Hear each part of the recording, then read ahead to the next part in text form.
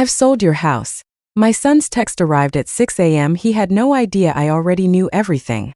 My name is Tiffany. I'm 72 years old, and 3 weeks ago, my only son stood in my kitchen, the kitchen where I taught him to make pancakes when he was 6, and told me I had until Sunday to pack up 41 years of my life and disappear. He said it so casually, like he was telling me the mail had arrived. Mom, I've sold your house. You have until Sunday to get out. But here's what my son didn't know when he said those words.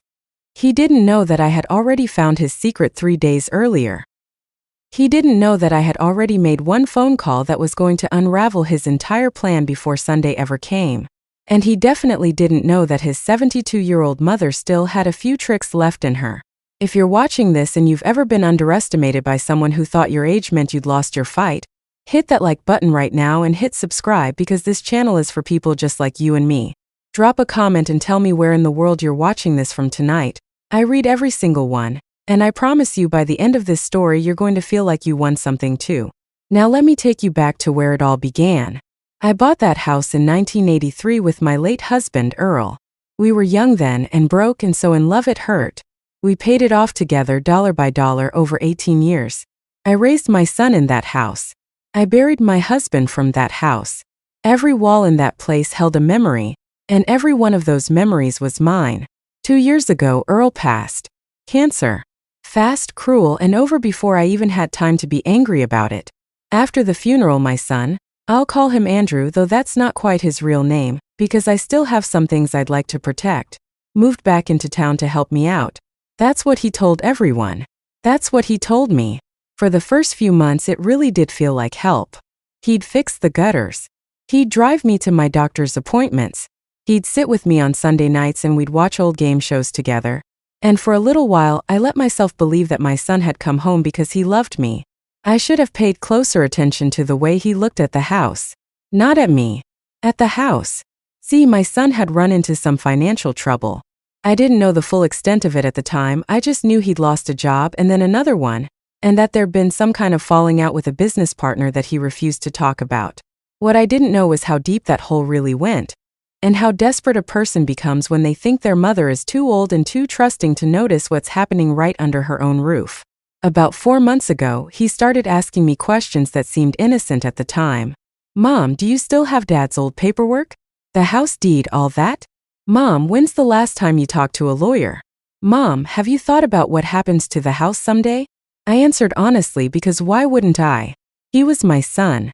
I trusted him the way you trust the person who used to fall asleep on your chest as a baby. That trust is exactly what he was counting on. 3 weeks before that Sunday morning text, I was cleaning out the hallway closet, the one Earl always called the black hole because things went in and never came out. I was looking for an old photo album when I found a manila envelope tucked behind a stack of winter coats. It wasn't mine. I didn't recognize the handwriting on the front. Inside were documents. A power of attorney form, one I had never signed, but with a signature on it that looked eerily like mine, shaky in a way that suggested it had been traced rather than written. A listing agreement with a real estate agent I had never met, for a sale price on my house that made my stomach drop. And a letter, unfinished, apparently a draft, addressed to a title company, explaining that my mother, due to her declining health, has authorized me to handle the sale of the property on her behalf. My declining health. I run 3 miles most mornings. I do the crossword and pen. There was nothing declining about me except my patience for what I was reading. I sat down right there on the closet floor, surrounded by mothballs and old coats, and I read that letter 4 times. My hands were shaking, but my mind had never been clearer in my life. My son was forging my signature. My son was planning to sell my house out from under me, without my knowledge, without my consent. And he was preparing a paper trail to make it look like I had simply lost my mind and given him permission.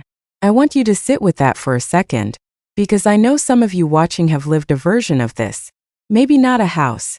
Maybe it was a bank account or jewelry that belonged to your mother, or a car that needed to be sold for your own good. Whatever it was, you know that particular kind of heartbreak, the one where the betrayal doesn't come from a stranger. It comes from someone who shares your blood, someone you carried, someone you fed with your own hands. I cried for exactly 10 minutes on that closet floor. Then I wiped my face, put the coats back where they belonged, and I got up. because crying wasn't going to save my house. Thinking was. The first thing I did was call my late husband's cousin, a retired paralegal named Eleanor who had helped me settle Earl's estate 2 years earlier. I trust Eleanor the way I trust very few people left in this world. I read her the documents over the phone word for word, and I could hear her go quiet in that particular way people go quiet when they're furious but trying to stay composed for your sake. Tiffany, she said, that's not just a betrayal. That's forgery and attempted fraud. You need to move carefully and you need to move fast. Eleanor connected me with an actual attorney the next morning. A sharp, no-nonsense woman named Priscilla who specialized in elder financial abuse. I sat in her office and laid everything out on the table. The envelope, the fake power of attorney, the listing agreement, the draft letter. Priscilla read through it all without saying a word, her jaw tightening more with every page. When she finally looked up at me, she said, "Mrs. I'm going to be honest with you. This happens more than people think. Adult children who assume their aging parents won't notice, won't fight back, or won't survive long enough for it to matter. You caught this early, and that is going to make all the difference." She explained my options. We could go straight to the police and file a report for attempted forgery and fraud. We could quietly contact the real estate agent listed on the paperwork and shut the sale down before it ever gained momentum. Or, and this is the option I chose, we could let my son believe his plan was working, right up until the moment it collapsed on him completely. I chose the third option because I wanted him to understand something. I wanted him to feel, even for one single moment, what it's like to think you've won everything, and then watch it disappear. Priscilla filed an emergency notice with the county recorder's office to flag the deed for suspected fraud, which meant that even if a buyer had been lined up, no sale could legally close. She also drafted a formal letter revoking any and all powers of attorney, real or fabricated, effective immediately, and had it notarized and filed the same afternoon. Quietly. My son had no idea any of this was happening. Then Eleanor helped me do something else. She helped me find out who the real estate agent was. His name doesn't matter here, but what matters is that when I called him myself, introducing myself as the actual homeowner, and asked him a few simple questions about my upcoming sale, he got very quiet very fast. "Ma'am," he said, "your son told me you were in a memory care facility and unable to handle your own affairs." He said he had full legal authority. I told him calmly I go to Zumba on Tuesdays and Thursdays, and I balanced my own checkbook this morning. I don't know what facility he's talking about. That agent pulled out of the deal within the hour. He'd been an unknowing participant. And once he understood what was actually happening, he wanted no part of it. He even offered to provide a written statement if it ever came to that. I thanked him, and I meant it because not everyone in this story turned out to be a villain. So there I was, 3 weeks after finding that envelope, standing in my own kitchen, when my son walked in with a coffee in his hand and that same casual, confident look he'd had his whole life whenever he thought he'd gotten away with something. "Mom, I've sold your house. You have until Sunday to get out." I want you to picture this. 72 years old, standing in the kitchen where I raised him, hearing my own son tell me to get out of my own home, with a deadline attached like I was a tenant who'd fallen behind on rent. I didn't scream. I didn't cry. I set my coffee cup down on the counter very slowly and I looked at him. "Andrew," I said, "the house isn't sold. It was never going to be sold. And I think you and I need to have a conversation about a manila envelope I found in the hallway closet 3 weeks ago." I watched the color drain out of his face in real time. It is a very particular thing, watching someone realize that the plan they've been building for months has already collapsed, and that the person they underestimated has been 3 steps ahead of them the entire time. He tried to talk his way out of it. Of course he did. He said it was a misunderstanding. He said he was just trying to help me simplify things before I got too old to manage the house myself.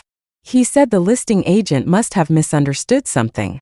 Every excuse came out faster and more desperate than the last, and every single one of them fell apart the moment I mentioned that I had already spoken with a lawyer, already filed the fraud notice with the county, already spoken directly with the agent, and already had a notarized letter revoking any authority he'd ever claimed to have. Then I told him about the phone call. Because here's the part he really didn't see coming. Before that Sunday morning ever arrived, I had made one more call. This one to his ex-business partner, the one he'd had the falling out with. I'd found the man's name buried in some old paperwork, and Eleanor helped me track down his number. I called him, introduced myself, and asked gently, Whether he might be willing to tell me what had really happened between the two of them financially. What he told me explained everything. My son hadn't just lost a job. He'd taken money, investor money, some of it belonging to people who trusted him, and quite a bit of it belonging to that former partner directly, and lost it in a series of bad decisions he'd been too proud and too afraid to admit to anyone, including me. He was underwater in a way that had nothing to do with a job loss and everything to do with choices he'd made and then hidden. Selling my house wasn't about helping me. It was about covering a hole he dug for himself, using his mother's home as the shovel. I told my son all of this standing in that kitchen, and I watched him go from defensive to silent to something that looked, for just a moment, like real shame. You were going to take my home, I said, to pay off a debt you created by taking money that wasn't yours. And you were going to do it by making everyone believe I'd lost my mind. He didn't have anything left to say. There's not much a person can say when the truth has already been laid out flat on the table in front of them. I want to be honest with you because this channel isn't about fairy tale endings, it's about real ones. I did not have my son arrested.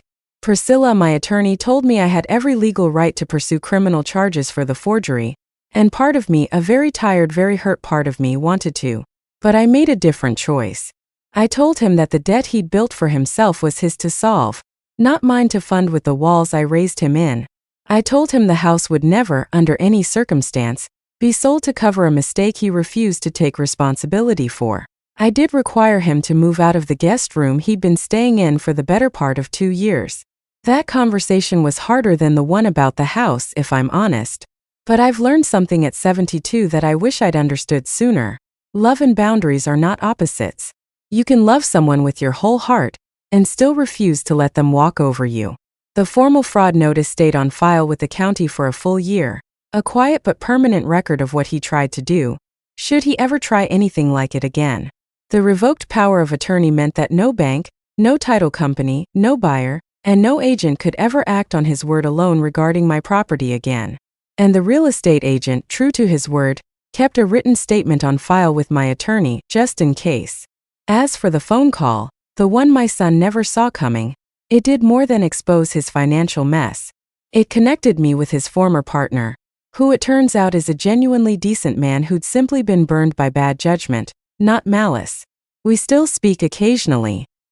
He was relieved to know the truth had finally come out, and he told me something I've thought about often since. He said, "Your son isn't a monster, Tiffany. He's a coward who got desperate and thought the easiest path was through you." Maybe that's true. I don't know if it makes it hurt less. But I do know this, I am still in my house. I still make my coffee in that same kitchen every morning.